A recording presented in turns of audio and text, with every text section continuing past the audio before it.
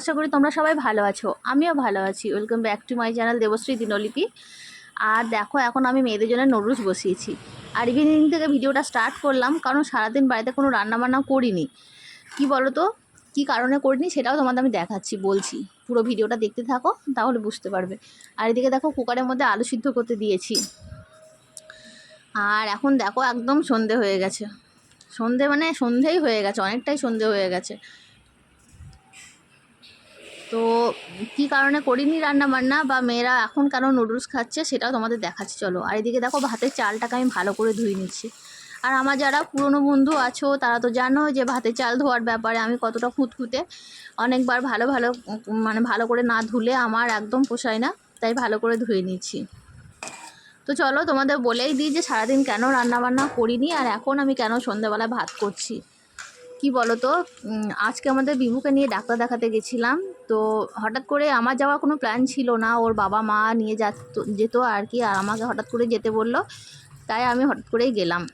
তো আমাদের এখানে পার্শ্ববর্তী যে শহর আছে বহরমপুর, তো সেই বহরমপুরেই গেছিলাম ওকে নিয়ে ডাক্তার দেখাতে। তো ডাক্তারবাবুকে চেক আপ করানোর পরে আমরা যেটা আশা করেছিলাম সেটাই হলো আর কি।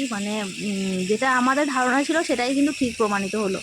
তো এর আগের একটা ভিডিওতে আমি তোমাদের বলেছিলাম যে আমাদের বিভুর কথা বলার একটু সমস্যা আছে, ও শোনার কোনো সমস্যা নেই, কথা বলার সমস্যা আছে। তো এখন দেখো, আমি সন্ধে হয়ে গেছে তবু গাছগুলোতে জল দিয়ে দিচ্ছি, কারণ গাছগুলো সেই সকালে জল পেয়েছে, তারপরে এখন আর জল পায়নি, তাই আমি জল দিয়ে দিচ্ছি। আর এসে ভীষণ ক্লান্ত হয়ে গেছিলাম, তাই শুয়ে পড়েছিলাম। আজকে ভীষণ গরম ছিল, মাথা ব্যথা করছিল, তাই একটু শুয়ে পড়েছিলাম। সন্ধে হয়ে গেছে, তাই এখন আমি গাছগুলোতে একটু জল দিয়ে দিচ্ছি। আর যেটা বলছিলাম, বিভুর কথা বলা সত্যি কোনো সমস্যা নেই, কোনো শোনার সমস্যা নেই। আমরা সমস্ত রকমের টেস্ট যেগুলো ডাক্তারবাবু দিয়েছিল সেগুলো আমরা সমস্তই করিয়েছি, কিন্তু সব রেজাল্টই কিন্তু ভীষণ ভালো এসেছে। সবাই সব বলছে যে ওর কোনো কথা বলা কোনো সমস্যাই নেই, শুধুমাত্র ও ইশারা শিখে গেছে, সেজন্য কথা বলতে চাইছে না। তাছাড়া ওর কিন্তু শারীরিক কোনো সমস্যাই নেই। তো এই রেজাল্টটা আগে থেকে আমরা ধারণা করেছিলাম যে ওর কোনো সমস্যা নেই। তবুও সবার কথা অনুযায়ী পরামর্শ অনুযায়ী আমরা একবার ডাক্তারবাবুর কাছে চেক আপটা করিয়ে নিলাম ওকে। তো এখন দেখো, আমার শখের জিনিসটা অনেক দিন হাত পড়েনি, তাই আমার শখের জিনিস মেশিনটাতে একটু মুছে তেল দিয়ে ঠিকঠাক করে রেখে দিচ্ছি। আজকে আর বসা যাবে না মেশিনে, কালকেই বসবো, তাই আজকে একটু তেল দিয়ে ঠিক করে রেখে দিলাম। তো এইটা একটা আমাদের কাছে সত্যি ভীষণ ভালো খবর যে বিভুর সত্যি কোনো সমস্যা নেই। আর সেজন্য ওকে ডাক্তার দেখাতে গিয়ে আমার লেট হয়ে গেছে। আজকে দিনের বেলা বাড়ি ফিরতে প্রায় 3টে সাড়ে 3টের মতো বেজে গেছিলো, রান্নাবান্না করবার টাইম পাইনি। তো দিনের বেলাটা কোনো রকমে ডালপুরি মুড়ি টুড়ি এইসব খেয়ে চালানো হয়েছিল। তো রাত্রে আর মা ছিল যেহেতু বাড়িতে একা, মা তো পারতো না রান্না করতে, তাই রাত্রে ভাত বসিয়ে দিলাম। গরম গরম ভাত খাওয়া হয়ে যাবে। আর আলু সিদ্ধ, ডাল সিদ্ধ নয়, সরি, মসুর ডাল বানিয়েছিলাম।